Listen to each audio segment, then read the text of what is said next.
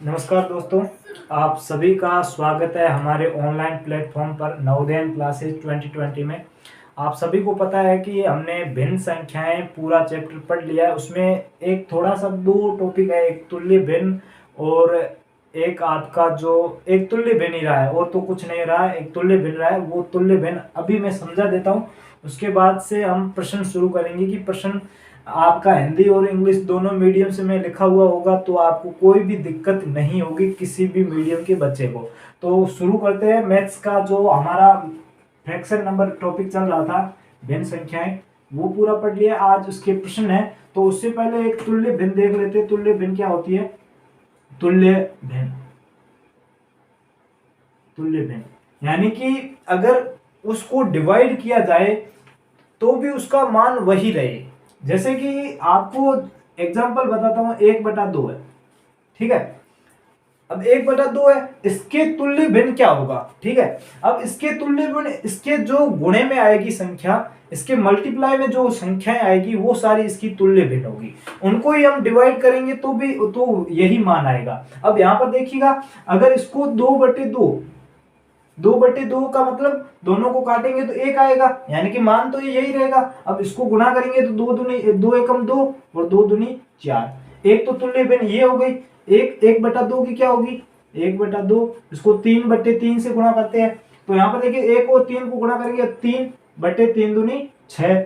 इसकी तीसरी अगर देखें तो 1/2 इंटू 4/4, यानी कि ऊपर और नीचे दोनों को एक ही अंक से गुणा करना है, ठीक है। तो 4 एकम 4 और 4 दूनी 8। अब अगर इनको वापस से काटेंगे तो हमारा यही आएगा, इसका मान यही आएगा, यानी मान चेंज नहीं होगा, बस संख्याएं चेंज होगी। अब यहाँ पर देखो, 2 को 4 से काटेंगे, दोनों को 2 से काटेंगे तो 2 और 2 दूनी 4। इसको दोनों को 3 से काटेंगे, 3 एकम 3, 3 दूनी 6।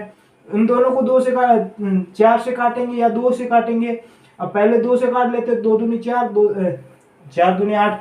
फिर वापस से 2 से काटेंगे, 2 एकम 2, 2 दूनी 4, यानी कि मान वही रहेगा, बस आपकी संख्याएं चेंज हो जाएगी। अब आपको किसी भी भिन्न की आपको तुल्य भिन्न पूछे तो आपको क्या करना है? बट्टे में दोनों अंक समान रखने हैं, अंश भी समान होना चाहिए, हर भी समान हो, उसको गुणा कर दो, आपका तुल्य भिन्न आ जाएगा। ठीक है, ये तो था तुल्य भिन्न का टॉपिक। अब हम क्वेश्चन पर चलते हैं। क्वेश्चन क्या कहता है उसको देख लेते हैं। ठीक है, क्वेश्चन आपके भिन्न संख्या के बहुत ही आसान है, इसमें कुछ भी ज्यादा हार्ड नहीं है, सारे क्वेश्चन कर लेंगे। तो यहां पर देखिए, अब पहला प्रश्न करते हैं, ठीक है। तो आज का जो हमारा पहला प्रश्न है वो क्या है? वह छोटी से छोटी संख्या, वह छोटी से छोटी संख्या, हमें छोटी से छोटी संख्या पूछा है। 12/5 के हर, यहां पर देखिएगा, हर के हर कौन सा होता है? नीचे वाला, ठीक है। के हर में जोड़ने पर एक उचित भिन्न प्राप्त होगी। अब यहां पर हमें कौन सी छोटी से छोटी संख्या है जिसको जोड़े, 12/5 के हर में जोड़े तो वह वो एक उचित भिन्न हमें प्राप्त होगी। अब इंग्लिश मीडियम वाले ध्यान से देख लेना, the smallest number which when added to the denominator, denominator का मतलब होता है हर, ठीक है, denominator of 12/5 will give a proper fraction. अब आपको उचित या प्रॉपर फ्रैक्शन किसे कहते हैं आपको पता होना चाहिए। तो हमने पहले पढ़ चुके हैं कि प्रॉपर फ्रैक्शन किसे बोलते हैं? प्रॉपर फ्रैक्शन, ठीक है। प्रॉपर फ्रैक्शन किसको बोलते हैं? जिसका हर अंश से बड़ा हो। ये बड़ा होना चाहिए, ये छोटा होना चाहिए, ये बड़ा होना चाहिए और ये छोटा होना चाहिए। अब यहां पर देखो, हर बड़ा होना चाहिए और अंश छोटा होना चाहिए। हमारी भिन्न कौन सी है? 12/5। अब 12/5 में, अब 5 में ऐसा क्या जोड़े कि ये 12 से ज्यादा हो जाए? हमें सबसे छोटा से छोटा जोड़ना है, तो 12 और 5 7 और 12 और 8 को जोड़ेंगे तो यहां पर क्या हो जाएगा? 12/13, जो कि एक प्रॉपर फ्रैक्शन है, उचित भिन्न है। अब आप कहोगे कि 9 भी जोड़ सकते हैं, 9 जोड़ेंगे तो 14 आएगा, 10 जोड़ सकते हैं, 15 जोड़ सकते हैं, 20 जोड़, कोई भी संख्या जोड़ सकते हैं, तो 12 से तो बड़ा ही आएगा। लेकिन हमें क्या कहा गया? छोटी से छोटी संख्या, स्मॉलेस्ट नंबर, जिसको ऐड करे जिससे हमें वो संख्या प्रॉपर बन जाए। अभी तक ये प्रॉपर नहीं थी, लेकिन अब ये प्रॉपर बन गई है। तो मेरे हिसाब से अब आपको इस क्वेश्चन में कोई दिक्कत नहीं होगी। तो अब चलते हैं नेक्स्ट क्वेश्चन की ओर, दूसरे प्रश्न की ओर। तो अब आज का जो दूसरा प्रश्न है वो देख लेते हैं। तो दूसरा प्रश्न क्या कह रहा है, राकेश ने एक प्रश्नावली का 2/7 भाग हल किया। कोई एक चैप्टर था, उसका 2/7 भाग हल कर लिया है, जबकि सीमा ने उस प्रश्नावली का 4/5 भाग हल किया है। ज्ञात कीजिए कि दोनों में से किसने कम भाग हल किया। यानी कि आपको छोटी और बड़ी संख्या, जो कि मैंने बताई थी भिन्नों में तुलना, यानी कि कौन सा तो छोटा है और कौन सा बड़ा है, जिसने ज्यादा, जो बड़ा होगा उसने ज्यादा मतलब कि पार्ट सोल्व किया होगा, और जिसका भिन्न कम होगा उसने कम सोल्व किया होगा। अब यहाँ पर देखिए, Rakesh solved 2/7 part of the chapter while the Seema solved 4/5 part of that chapter. Find out which of the two solved the least part. यानी कि सबसे कम किसने सोल्व किया, हमें किसने कम भाग को सोल्व किया उसको हमें ज्ञात करना है। ठीक है, उसको ज्ञात कैसे करेंगे, तो वो प्रश्न मैंने आपको बता के रखा है कि आपको जब भी भिन्नों की तुलना पूछे, यानी कि उसमें से छोटी कौन सी है बड़ी कौन सी है, तो उसको कैसे फाइंड आउट करेंगे। यहाँ पर देखिएगा कौन कौन सी भिन्न है, 2/7 और एक है 4/5। अब सबसे पहले आपको क्या करना पड़ेगा, नीचे वाला जो डिनोमिनेटर होता है, हर होता है, उसका आपको क्या लेना पड़ेगा, एलसीएम लेना पड़ेगा। तो यहाँ पर देखिए 7 और 5, मैंने ये भी कहा है कि जब भी दोनों हर अभाज्य संख्याएं हो तो उसको हम मल्टीप्लाई भी कर सकते हैं, तो वो हमारा एलसीएम आ जाएगा। तो दोनों का एलसीएम जो लसअप है वो कितना आ जाएगा, 35 आ जाएगा। तो दोनों को 35 से गुणा किया, ठीक है, तो 7 को 35 से काटेंगे तो 5, और 5 को 35 से काटेंगे तो 7। ठीक है, अब दोनों को गुणा कर दो 10, और इन दोनों को गुणा कर दो तो 28। अब आपको लग रहा है कि ये 28 10 से ज्यादा है, यानी कि जो 4/5 पार्ट जिसने सोल्व किया है उसने तो ज्यादा पार्ट सोल्व किया है, लेकिन जो 2/7 वाला है उसने कम पार्ट सोल्व किया है। तो 2/7 वाला कौन है, राकेश है। तो राकेश ने कम पार्ट सोल्व किया है उस चैप्टर का या उस प्रश्नावली का। इसका एक और भी तरीका यहां पर देखिएगा, 2/7 और 4/5। ठीक है, आपको क्या करना है, क्रॉस मल्टीप्लाई। ठीक है, 5 दूनी 10 होता है, ये 2 किसका है, राकेश का है, और ये 4 किसका है, यहां पर दिया हुआ है सीमा का। ठीक है, ये 2 सीमा का है। तो अब यहां पर देखिए, यहां पर 10 तो राकेश का आ गया। अब 7 चौके 28, तो ये 28 किसका आ जाएगा, राकेश का। तो अब दोनों में से ये सीमा का आ जाएगा और ये राकेश का आ गया। तो दोनों में से किसने कम सोल्व किया है, तो राकेश ने कम सोल्व किया है। तो अब ये प्रश्न लगभग आपको समझ में आ गया होगा, बहुत ही इजी था, इसमें कुछ ज्यादा था नहीं। अब अगला जो क्वेश्चन है उसको देखते हैं। तो आज का जो तीसरा प्रश्न है वो क्या कह रहा है कि मोहन ने 4 सही 1/2 किलोग्राम सेव और 4 सही 3/4 किलोग्राम संतरे खरीदे। मोहन द्वारा खरीदे गए फलों का कुल भार कितना है। यानी कि जो हमने इस पर 4 फंडामेंटल ऑपरेशन देखे थे फ्रैक्शन नंबर पर, उसमें से सबसे पहला ऑपरेशन था जोड़ वाला। तो उसका क्वेश्चन है कि आपको एडिशन वाले को कैसे सोल्व करना है। यहाँ पर देखिएगा, मोहन बाउट यानी खरीदना होता है। Mohan bought for 1/2 kg of apple and 3/4 kg of orange. What is the total weight of the fruit bought by the Mohan. यानी कि मोहन द्वारा खरीदे गए फलों का कुल योग कितना होगा। अब यहाँ पर देखिएगा, इस क्वेश्चन को कैसे करेंगे। तो यहाँ पर सिंपली आपको कुछ भी नहीं है, फ्रैक्शन का सम करना है, जो भिन्न दी हुई है उसका जोड़ करना है, योग करना है। तो यहाँ पर देखिए कौन कौन सी दी हुई है। एक तो दी हुई है 4 सही 1/2 प्लस दूसरी दी हुई 4 सही 3/4। अब यहाँ पर देखिएगा, दोनों ही आपकी मिक्स्ड फ्रैक्शन मिश्र भिन्न है। तो पहले मिक्स्ड फ्रैक्शन को सिंपल फ्रैक्शन में बदलना पड़ेगा, साधारण भिन्न में बदलना पड़ेगा। तो कैसे बदलेंगे, इन दोनों की गुणा कर लो। तो 4 और 2 को गुणा करेंगे 8 में 1 को जोड़ेंगे, ऊपर जितना भी उसको ऐड करेंगे। तो 4 दूनी 8, 8 1 9 बटे नीचे 2 है तो 2 प्लस ऐसे के वैसे करेंगे। तो 4 चौके 16 और 3 19/4। ठीक है, इस तरह हमने सिंपल फ्रैक्शन में कन्वर्ट कर दिया, जो साधारण भिन्न है उसमें जो बदल दिया। अब दोनों का क्या लेंगे, एलसीएम लेंगे, जोड़ और बाकी मैंने आपको बताया था कि एलसीएम होगा और गुणा और भाग में सीधे ऊपर से गुणा करने होंगे। ठीक है, तो यहाँ पर देखो दोनों में 4 है, 2 और 4 का एलसीएम कितना होगा, 2 और 4 का, दोनों का 2 4 ही होगा, 2 और 2।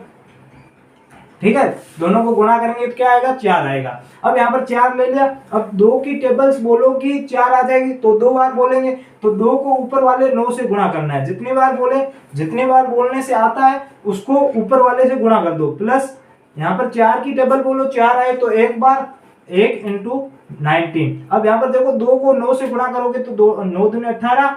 अब बीच में प्लस का चिन्ह है तो प्लस, और 1 को 19 से गुणा करेंगे तो 19/4।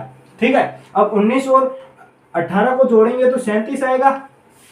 ठीक है, 37/4। ये तो हमारा आंसर आ गया। अब आपको ऑप्शन में आंसर इस प्रकार से ना मिले तो मिक्स्ड फ्रैक्शन में मिलेगा। मिक्स्ड फ्रैक्शन में क्यों मिलेगा, क्योंकि हमें क्वेश्चन में भी सारी जो फ्रैक्शन थी वो मिक्स्ड फ्रैक्शन थी। तो यहाँ पर देखो इसका भाग दे दो वापस से, तो भाग देंगे तो यहाँ पर देखो ना, भाग देते हैं 37 में 4 का, 37 में 4 का भाग देंगे तो 9 चौके 36 होता है, पूरा पूरा चला जाएगा, पीछे 1 बचेगा। अब यहाँ पर जितनी बार पूरा पूरा चला गया वो आगे, जितना बचा है वो ऊपर, और जिसका भाग दिया था वो नीचे।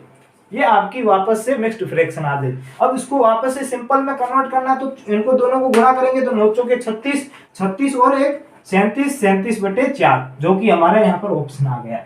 तो इसमें आपको मेरे बहुत ही इजी क्वेश्चन था, कोई दिक्कत होगी नहीं। ठीक है, क्वेश्चन सारे बहुत ही इजी आ रहे हैं, आप ज्यादा चिंतित ना हो कि हार्ड क्वेश्चन पूछे जाएंगे एग्जाम में। बिल्कुल ऐसे ही प्रश्न पूछे जाएंगे, जो भी लेवल होगा आगे बढ़ते जा रहे हैं। अगले अगले प्रश्न आप पूरा पूरा वीडियो देखिए तो आपके सारे के सारे डाउट क्लियर हो जाएंगे। तो अगला क्वेश्चन देखते हैं, क्वेश्चन नंबर 4। तो चौथा प्रश्न देखते हैं। चौथा प्रश्न क्या कह रहा है कि राम 1 घंटे में किसी पुस्तक, किसी बुक का 1/3 भाग पढ़ता है। कोई किताब है, उसको राम 1 घंटे में उसका 1/3 भाग पढ़ लेता है, यानी कि अगर 100 पेज है तो उसमें से 33 पेज 1 घंटे में से पढ़ लेता है। ठीक है, आगे क्या कह रहा है कि वह 1/5 घंटों में पुस्तक का कितना भाग पढ़ेगा। यानी कि अगर राम 1/5 घंटे लगातार पढ़ता है तो वो उस किताब का कितना भाग पढ़ लेगा। इंग्लिश मीडियम वाले, Ram read A part of book 1/3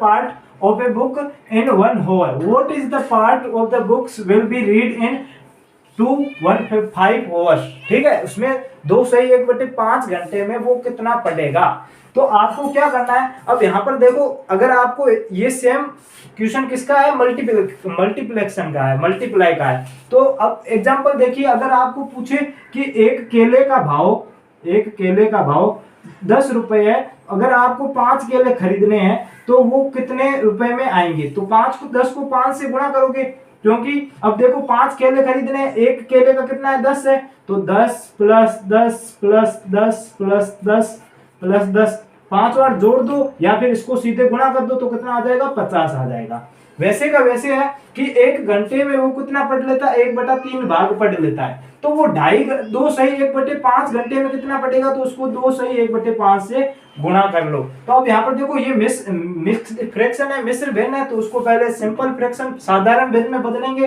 तो यहाँ पर देखो 1/3 गुणा 5 दूनी 10, 10 और 1 11/5। अब यहाँ पर मैंने कहा था मल्टीप्लाई करना हो तब क्या, ऊपर वाले को ऊपर वाले से और नीचे वाले को नीचे वाले से गुणा कर दो। तो 11 को 1 से गुणा करेंगे 11, और 3 को 5 से गुणा करेंगे तो 15। तो कितना पार्ट पढ़ेगा, 11/15 पार्ट पढ़ लेगा। किसका, बुक का। कितने आवर में, 2 सही 1/5 वर्ष में वो 11/5 पार्ट, 11/5 भाग या पार्ट ऑफ बुक्स रीड कर लेगा। ठीक है, तो क्वेश्चन बहुत ही इजी है। अब नेक्स्ट क्वेश्चन जो कि हमारा 5वां क्वेश्चन है उसकी ओर बढ़ते हैं। देखिएगा 5वां प्रश्न क्या है हमारा कि निम्न संख्याएं दी हुई हमें कौन कौन सी दी है, 13/19, 13/22, 13/28 और 13/35 को आरोही व अवरोही क्रम में लिखो। अब यहाँ पर देखो राइट द फॉलोइंग नंबर्स ये सेम का सेम है, लेकिन मैंने यहाँ पर लिखा नहीं है क्योंकि आपको पीछे जगह कम बचेगी, इसीलिए एक में काम चला लिया। ठीक है, तो यहाँ पर following number in ascending and descending order, ascending और डिसेंडिंग ऑर्डर में हमें दोनों इनको जमाना है, असेंडिंग में भी जमाना है और डिसेंडिंग ऑर्डर में भी जमाना है, यानी कि आरोही और अवरोही दोनों क्रमों में लिखना है। अब यहाँ पर देखो आरोही और अवरोही में बार बार बताता हूँ, वापस से बता देता हूँ, आरोही अवरोही क्या होता है, आरोही अवरोही।